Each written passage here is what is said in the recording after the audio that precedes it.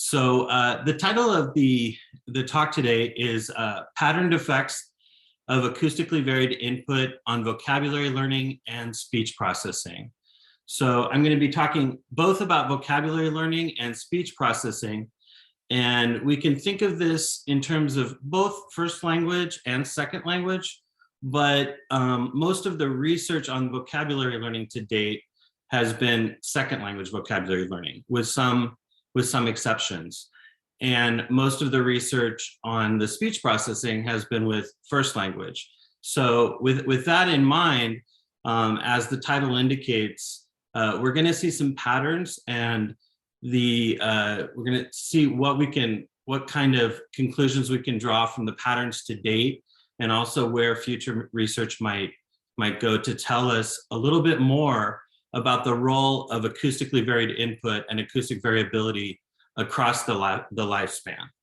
So with that being said, I'm going to go ahead and start off with an important definition of acoustic variability.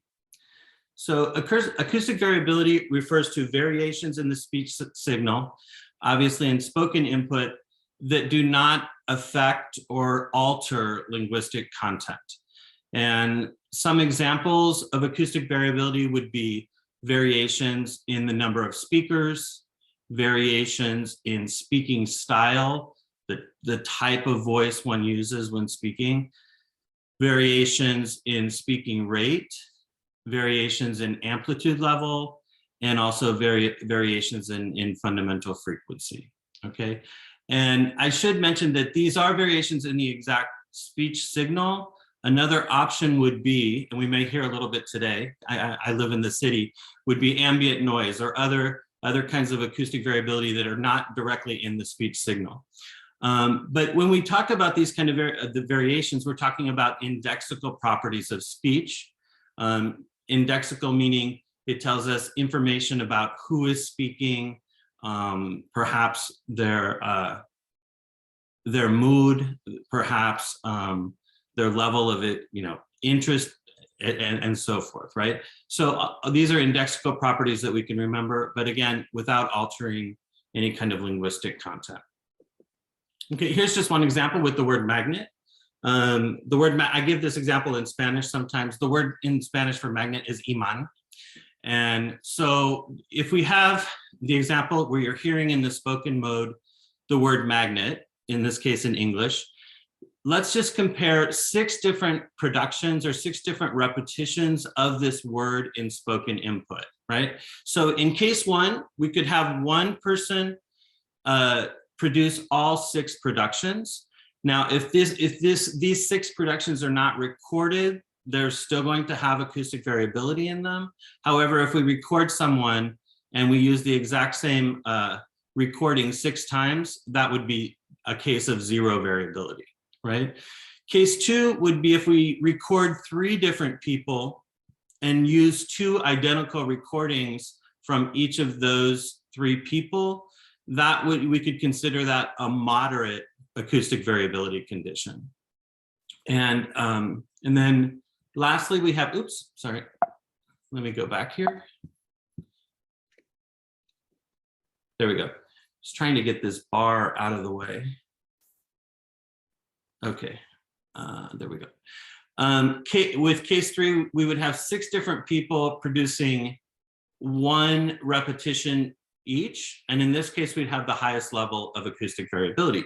So I give this example because in a lot of the studies on second language vocabulary learning and other studies on speech processing as well, these 3 cases we've looked at to investigate not only the role of whether or not you have acoustic variability in spoken input, but also 3 different levels of variability to see about potential graded effects.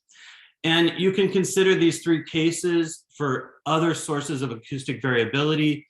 So let's take speaking rate, for example.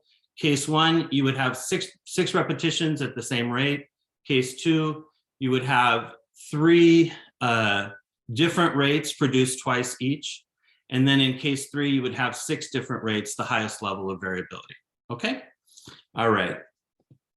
So research in this area has focused on the possible effects of different sources of acoustic variability on first language speech processing and also second language, and in one case at least, and maybe others now, L1 vocabulary learning. Most of the research, as I mentioned, on vocabulary learning to date has been on L2. So historically, the research has largely followed the order 1, 2 above. But when we consider linguistic development across the human lifespan, the issue of vocabulary learning can be viewed as coming before speech processing. We acquire words before we process them in our speech. And in what follows, first we'll consider research in this area from a historical perspective. So starting off with research from the 80s and the 90s. And we'll begin with L1 speech processing. And then we'll move on to more recent research on L2 and L1 vocabulary learning. But toward the end of the talk, what I'm going to do is present an integrated model of the influence of acoustic variability across the lifespan, beginning with vocabulary learning and then moving on to speech processing. So we're looking at both of those orders, but in terms of the research, I'll start off with a historical perspective. So, okay, so what do we see when we look at the effects of acoustic variability on L1 speech processing? Well, we see, and most of this research has focused to date on the effects of talker variability as the particular type of acoustic variability. We see that use of multiple instead of single speakers when presenting words in a first language decreases accuracy of vowel perception, of word recognition, of word naming, and also word identification. And in somewhat more recent research, we've seen that use of multiple speaking styles or voice types that are produced by one speaker, so a type of intra-speaker variability, also decreases accuracy and increases reaction time for word identification. So we have different measures of L1 speech processing here that reflect L1 speech processing. Most of them that I'll be focusing on today will be about word identification.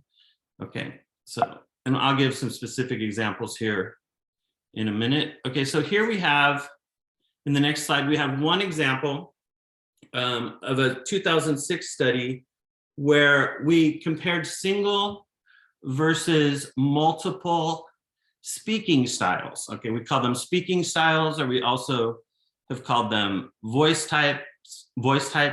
And here you can have a little insight into our study. What did we do? We brought in an individual talker, and these were words produced, in this case, in English. We also did this with words produced in Spanish, and we asked our speaker to produce all of the target words in all of these different voice types, so or these different speaking styles. So one was just normal voice, another was nasal, what we called nasal voice, but it was actually denasalized because we just asked them to plug their nose, so we had a denasalized voice. Another was childlike, so they were supposed to say the words exaggerating like they were speaking like a child. Another was whispered voice, and we simply asked them to whisper. Another was excited voice. So you can imagine this was a little odd at times where you're saying just individual words and you have to be excited about every one of them and say them. So this is how we elicited the first 5 voice types. And the last voice type was actually digitally manipulated. We just took the normal voice and elongated it digitally. So what do we see here in this figure? Well, first of all, and then what happens in a study like this when you have the 6 different voice types is we're interested in a comparison of no variability in this case versus different levels of variability. And so what we want to do is rotate. We have a rotation procedure where we rotate all of the individual voice types or speaking styles through all of the participants. So for example, if we have 60 participants in the study, 10 each will have a particular voice type, or if it's a study on a talker, as their no variability condition, right? So one participant might have normal voice as their no variability condition. Another person might have whispered voice. So that way we're interested in the comparison between variability versus no variability. So what can we see in this figure? This is a word identification study. So they're hearing the words in noise and simply trying to repeat the words that they hear. And this figure shows accuracy, percent correct. And you can see overall that in the single speaking style condition, or the no variability condition, we have the black bars are always higher than compared to the multiple speaking style condition. Okay, so so here you can see that what's happening with L1 speech processing in this case, as measured by word identification, we're seeing a cost for acoustic variability. In other words, as learners have to attend to this indexical information and change from one voice type to another, it comes at a cost to speech processing, where accuracy in this case is reduced. Okay, accuracy is reduced. And if I were to show you a different figure, we'd also see that reaction time increases. So they're slower and less accurate. Okay, and this is just one study that we happen to do on voice type or speaking style, but we see this in early studies in the 80s for talker variability and so forth, as I showed in the other slide. Okay, so we see this cost of acoustic variability, and you can imagine if you were a participant in a word identification study, and if you imagine the voice is changing, that it would be more difficult to do as well when you're trying to identify words in noise. But we also have some early evidence of some positive effects of speaker variability in research on memory in first language. We know that lists produced by multiple speakers lead to better memory in a study from the late 1980s. And in a really interesting and I think telling study by Goldinger et al. In 1991, we find that there were benefits of multiple speakers were observed when sufficient time was provided to decipher or to process, you could call lexical input processing, both of the lexical and indexical features of the input, right? And this is a study from 1991. What happened in this study? Well, we had three different conditions. One where you had an interstimulus interval of only 500 milliseconds or a half a second, and one speaker was better than multiple speakers. So this was memory for words you had been exposed to. So your memory decreased if you only had an interstimulus interval of a half of a second. At 1 second, there was no difference between multiple talker and single talker. And when you were given 4 full seconds as an interstimulus interval, they found that multiple speakers resulted in better memory than just one speaker. So I think this is telling. Obviously, there's some importance to having sufficient amount of time, perhaps to encode and make use of this indexical information. Here's the explanation. With sufficient time to listen, participants can decipher both lexical and indexical features. Indexical features in the multiple talker condition provide additional indexical features to facilitate memory of words in a list. And again, this was in L1. Okay, we also find, and you may be familiar with this area of research, positive effects of acoustic variability, and in particular, talker variability. It tends to be the type of acoustic variability most frequently investigated on training L2 phonemic contrasts. So in studies with native speakers of Japanese, the use of varied presentation formats facilitated training of the RL contrast in English. So the difference between rake and lake, rook and look, for example. And they found that acoustic variability in the spoken input was helpful in a large series of training studies that focused on this by Pizzoni and colleagues. So, so there, again, we're seeing now another area in which acoustic variability seems to have positive effects.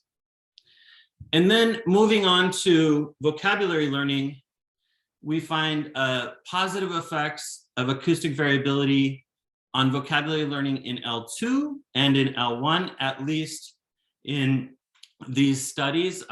This is complicated by other studies that have not found certain positive effects, and we can talk about more about those later.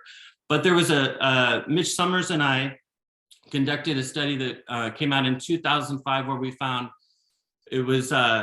found positive effects of talker and speaking style variability on L2 Spanish vocabulary learning, right?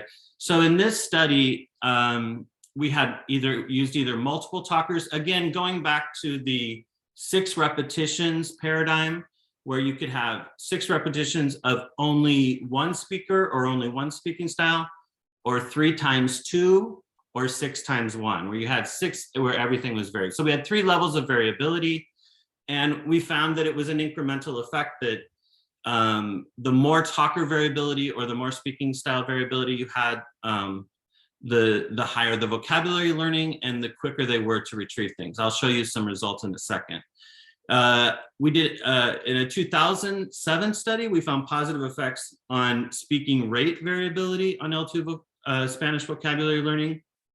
And in a 2008 study that we presented at a conference, this one, we found positive effects of talker variability on 3, kind of testing the generalizability of the benefits of talker variability on L2 vocabulary learning. We found benefits on L2 Russian vocabulary learning, because at that point we had looked at only native speakers of English learning L2 Spanish. So we wanted to do some other, explore a different L2. And we found the same pattern of effects for L2 Russian vocabulary learning. And we also wanted to move toward looking at first language vocabulary learning. And we weren't exactly sure how to do that with adults at the university that we typically were working with. We wanted to try it out with children, but there were challenges with that as well, lots of methodological challenges. So we started with non-words and non-objects as proxies for L2 and L1 vocabulary learning. So when you have a condition with non-words and non-objects, and non-objects are simply drawings that are cut up and you put them back together so that you don't know what the item is, but you use it in the study, and they're trying to learn those non-objects as well in that condition. So our idea was that when you have non-words and real objects, that's somewhat of a proxy for L2 vocabulary learning, right? Because it's similar.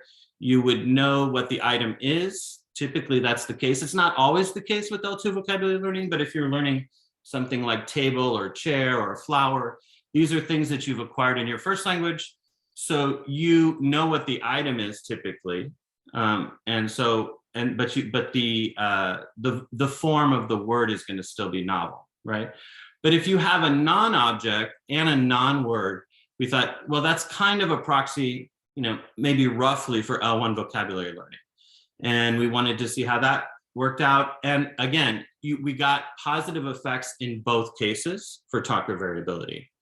And then we did one study so far where we looked at L1 English vocabulary learning, and we used very low frequency concrete nouns that we got from a large encyclopedia, a picture encyclopedia, and found very low frequency concrete nouns that L1 speakers of English could try to learn. And we did this study in English, and they tried to learn these words in English. And again, we got a benefit for the L1 English vocabulary learning, but it was not as pronounced. And I can talk a little bit about why we think that's the case. So let me move on here. I'm going to give you a little bit more details about the 2005 study and then show you some concrete results before moving on. So in this study, the participants tried to learn 24 Spanish words while viewing photos and listening to recordings of the words. And again, I've repeated this before, but I'm going to say it one more time. The no variability condition, you had 8 words in each condition. So they're trying to learn 24 words overall. But in that no variability condition, you had 1 speaker recorded for each production, and we played that 6 times. In the moderate, you had 3 speakers recorded that were presented 2 times each. And in high variability, 1 time each by 6 different speakers. And we had 2 post-test measures. And we looked at both accuracy and reaction time. So we had accuracy and reaction time of picture to L2 recall. So after you had learned the words on the screen, the first post-test task that you were asked to do was to see a picture and try to remember the Spanish word, right? So try to produce the Spanish word. And then after that post-test, you would see a picture of, no, excuse me. Oh wait, this is an error here. The second one should not be picture to L2 recall. Sorry, that's an error. It should say L2 to L1 recall. Sorry about that. And for L2 to L1 recall, they would hear the Spanish word and they tried to produce the English word, right? So we had those 2 post-test measures.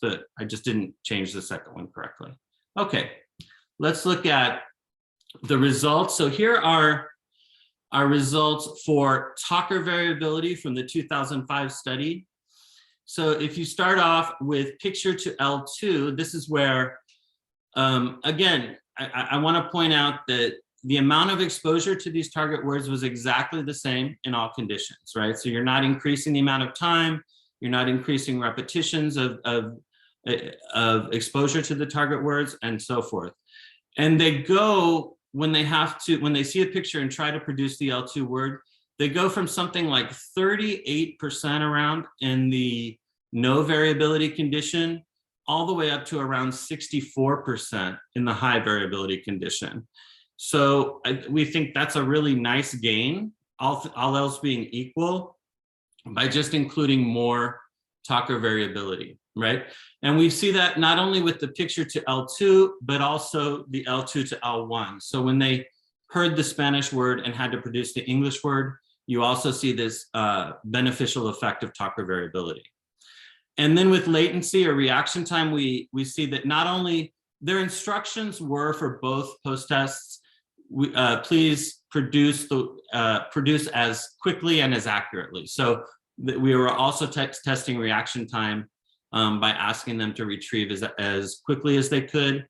And again, they were faster in the high variability condition than in the other 2 conditions. And the differences between all 3 conditions are all significant. Okay, that's for talker variability. The experiment on speaking style variability that followed the same basic methodology also demonstrated positive effects. Okay, so this is the typical pattern we saw for talker variability. Here we also see it for speaking style variability. Again, here you can see they go from something around 41%, not past 60% with the cued recall, but the gains are substantial. So this was the speaking style variability when you had 1 speaker producing the target words in multiple speaking styles or voice types, right? So again, more accurate, as you can see on the top, and quicker to recall, as you can see on the bottom, okay? And I'm also gonna show you here for speaking rate variability. I did not have the figure at this time, but I have the table with the means. So if anyone wants to go back and look at actually what actual means were, again, I just want to say for the speaking rate variability study, if I had the figure, it would be very similar to the other 2, right? And again, the differences between all conditions were significant and go in the same direction. So if it reflects the 2 first figures that we saw, okay? So following the same methodology of the 2005 study, as I mentioned, we did a 2009 study that demonstrated that talker variability improved L2 Russian vocabulary learning, and I want to show you those results here. So it's not only for Spanish. Oh, interestingly, I think if we looked at these means and compared them to the Spanish, I think these are maybe lower overall. But we go somewhere from around 20-something% up to around 44, 43%, something like that, with the picture to L2 recall. I'm always particularly interested in the picture to L2 recall because that's when they're actually being asked to produce the novel word form, the target word form. And I find it's really telling about the impact of whatever variable you might be looking at, sometimes more so than when they're provided with the form, where you're testing more of the mapping, memory for mapping of the form to its meaning. And they also are, so they're more accurate and they are quicker to recall the target words when you have more variability. This was talker variability. Okay, and I think I have one more to show you here. So we also found that talker variability improved non-word vocabulary learning as proxies for both L1 and L2 vocabulary learning. And here's an example of that.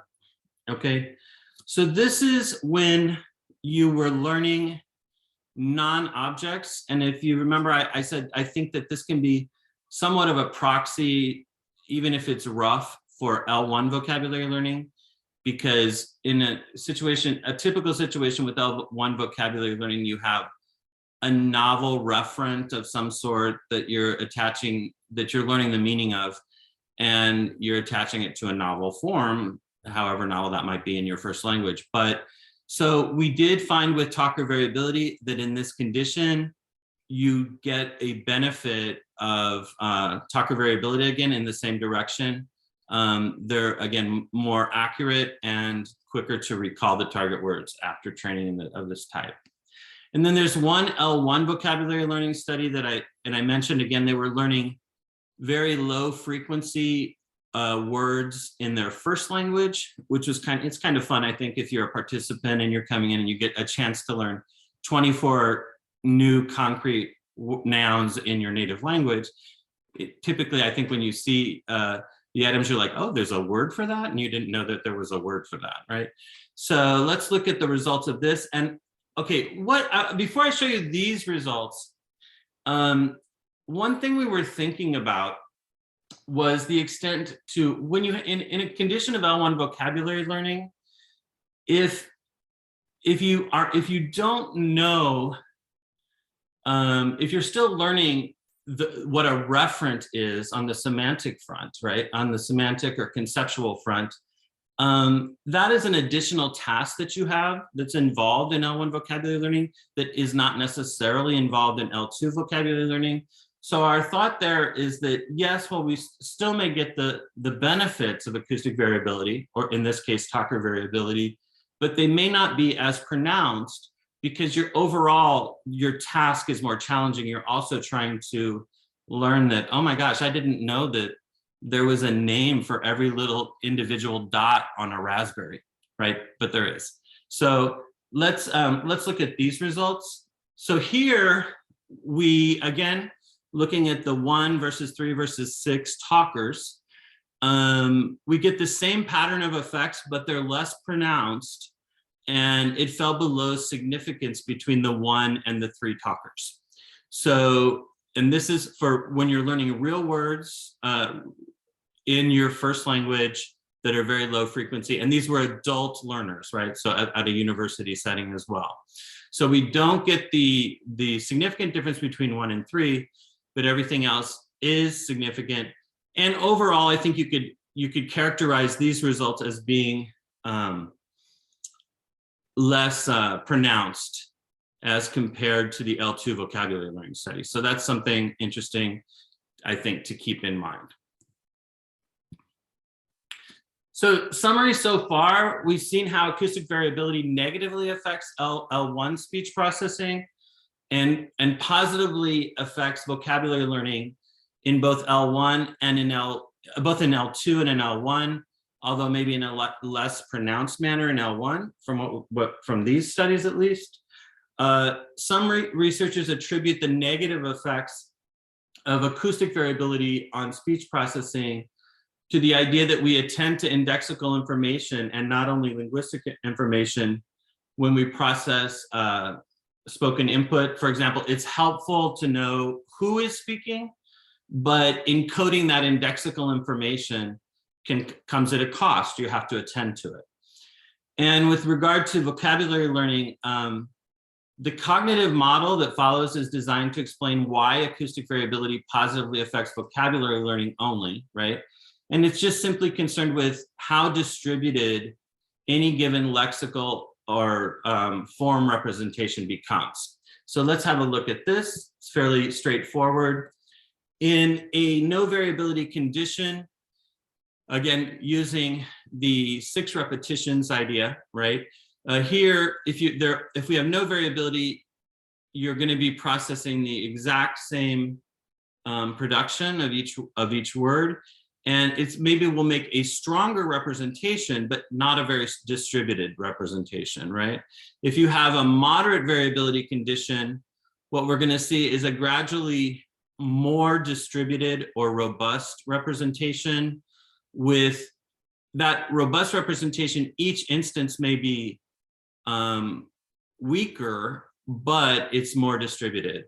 And then in the high variability condition, again, you have a much more distributed representation of, again, by distributed here, we're talking about the developing novel word form. So, and not necessarily the meaning, because that's not what we're focusing on. What we're varying are word forms. And so that becomes the highest level of distribution or robustness for the developing lexical item.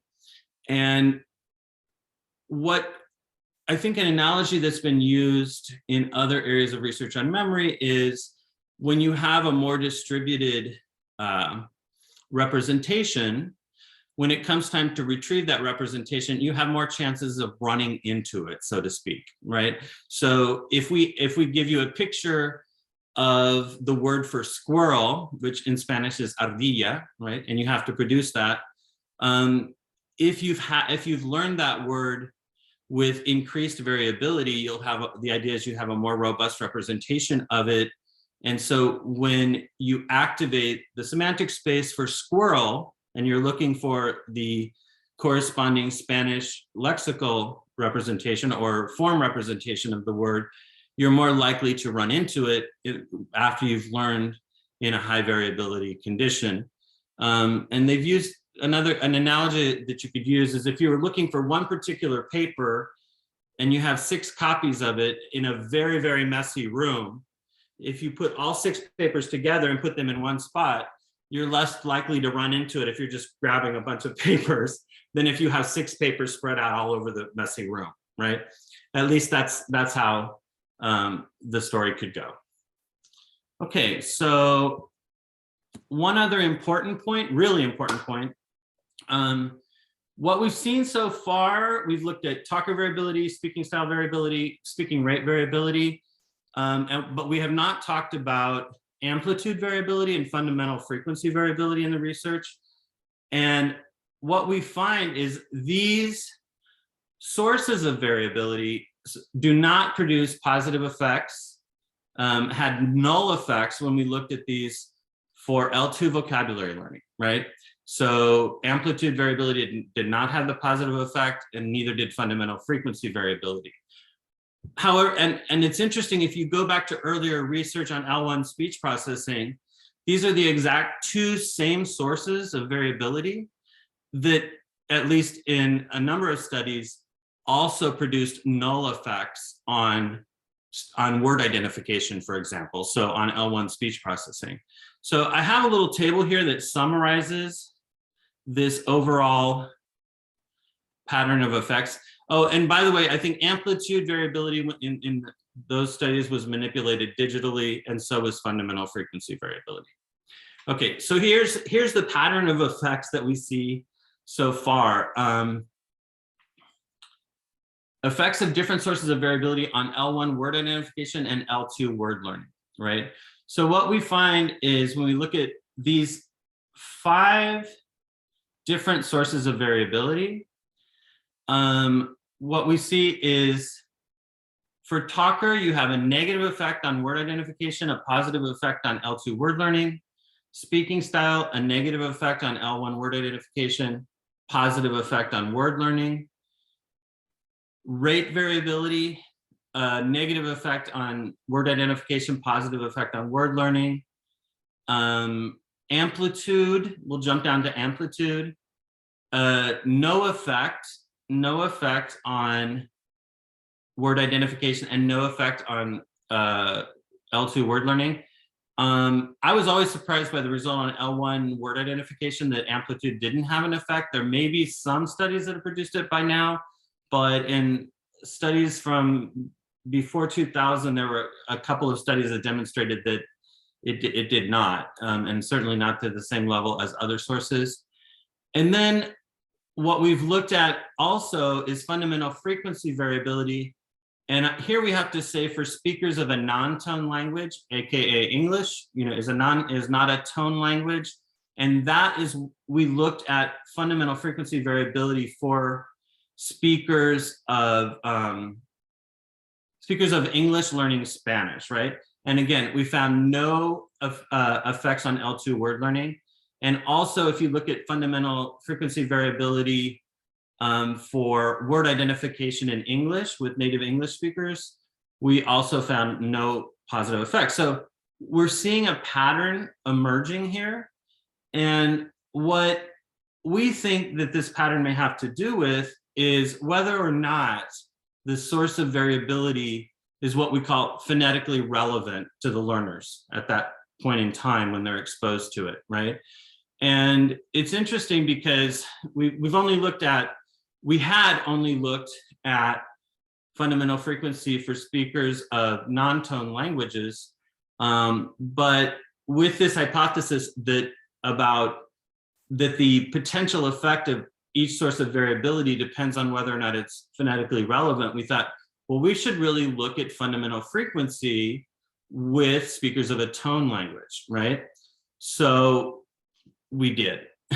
And before I get into that study, I want to spell out more clearly what we were proposing for that pattern that you can see in the table. We proposed what we call the extended phonetic relevance hypothesis. And according to this hypothesis, if a source of variability is not phonetically relevant in the language spoken by the participants, for example, amplitude and F0 are not phonetically relevant for speakers of English and Spanish. In most cases for word contrast, there may be exceptions, we can talk about that, but not in the same way it is for a tone language. That source of variability will not affect either vocabulary learning or speech processing. And we wanted to put this hypothesis to test by comparing the effects of acoustic variability on F0 variability on learning L2 Russian among speakers of Spanish and Zapotec. So Zapotec is a tone language for which F0 should be phonetically relevant. It's actually contrastive at the pure tone level. So you can have 2 words that are different words just based on 2 pure tones, using 2 different tones. And speakers of Spanish who spoke no tonal language, okay? So this was a study, again, we decided to do L2 Russian vocabulary learning instead of English, because I think a lot of speakers in the region might have been exposed to a lot of English as well. And so where did we do this study? We did this study in an area of Mexico, in an area of Oaxaca, called in the cities of Juchitán and Tehuantepec. So here we went down, to Mexico. It's a beautiful area, and it's on the left. These are our 2 groups for this study. You can see on the left side, these are the areas Tehuantepec and Juchitán, which is in the isthmus in the region of Oaxaca. And so they speak a tone language, which is Zapotec.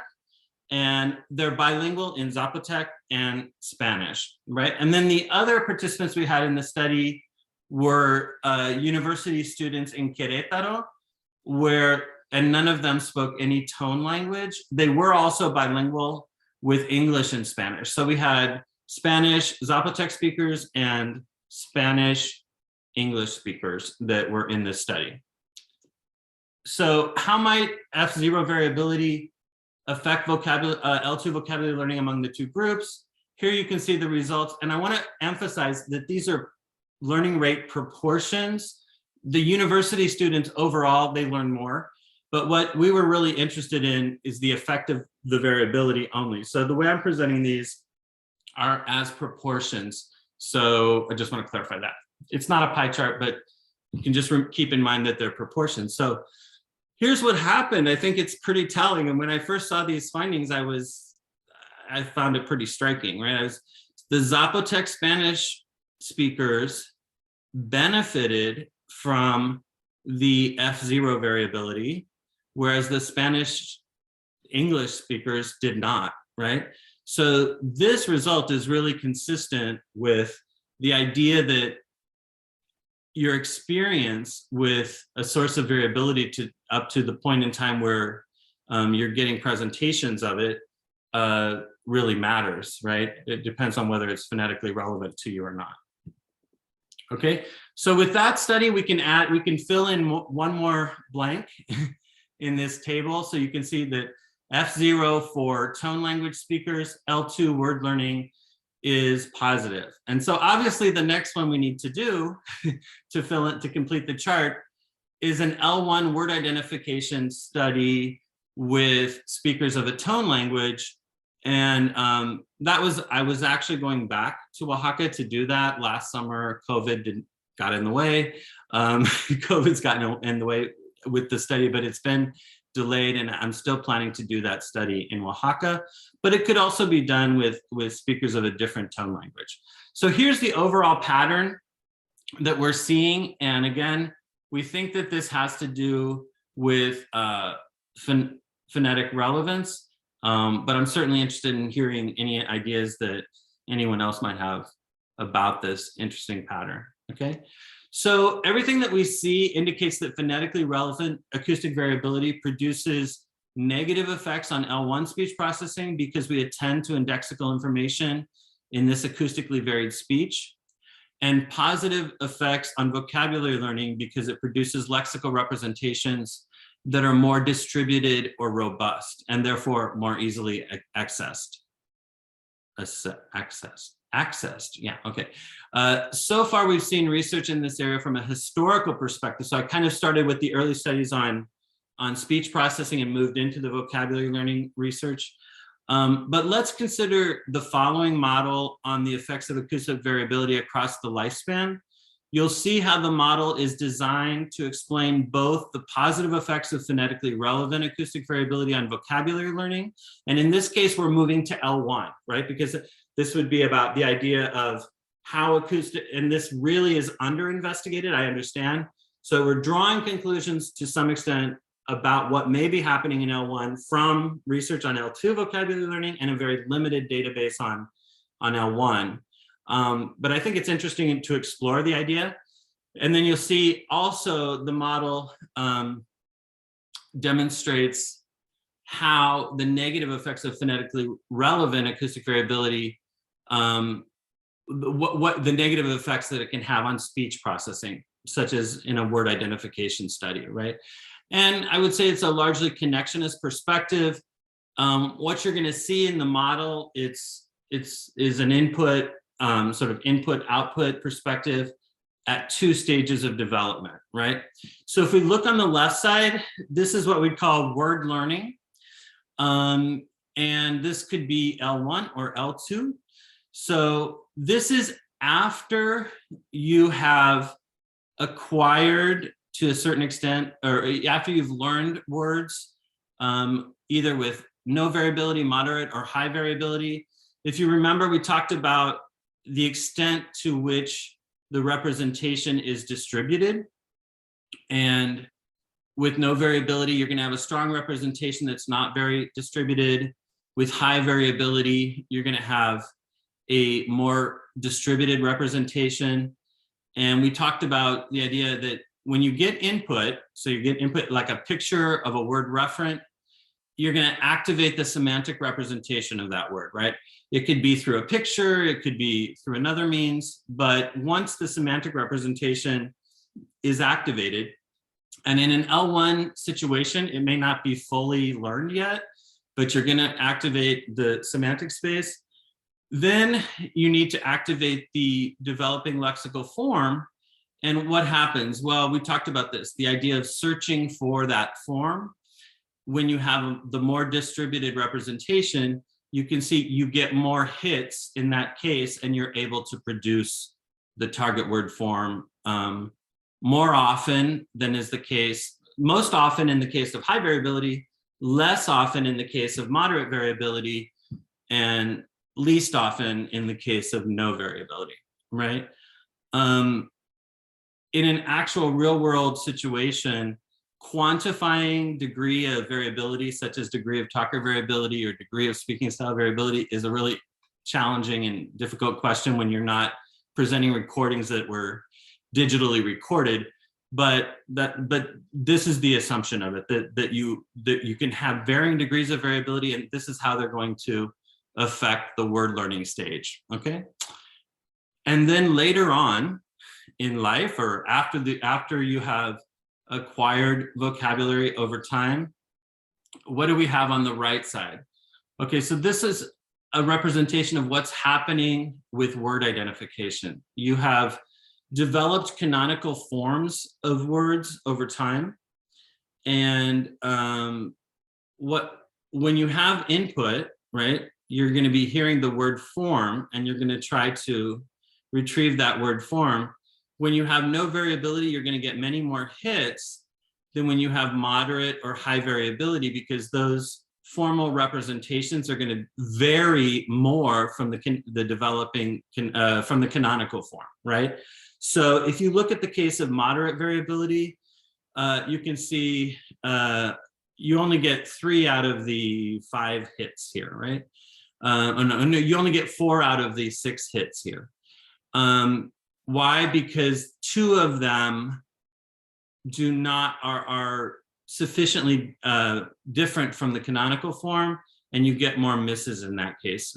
And then with the high variability, here we only show 3 hits because the other 3 sort of miss the canonical form, and you're not able to retrieve the target word from the word form in the input. Again, you know, in a situation of word identification where you're trying to process words in noise, where it's challenging enough, right? And then the other point to mention here is with number 2, the note number 2 at the bottom, and with the little dotted lines, the point here is that there's an ongoing reshaping of the canonical form, however minimal, right? From new, less canonical input in moderate and high variability conditions, right? So you're going to have a constant reshaping over time. So let's say if you move to a different region where the your native language, your first language or second language is, well, let's just stay with your first language where it's spoken. You move to a region where you have a different variety of that language, a different regional variety. Well, in that case, you may get substantially consistent difference, and you may accommodate over time to all of that input that you're being exposed to, and that may substantially reshape what you had formerly as a canonical form. And so it's going to continue to change over time. But in terms of the cost of processing acoustic variability, we're trying to represent it here as being with hits and misses to a canonical form that you already have learned over time. Okay, so 2 stages, and that's it. I look forward to hearing what you have to say and discussing things more. So thank you.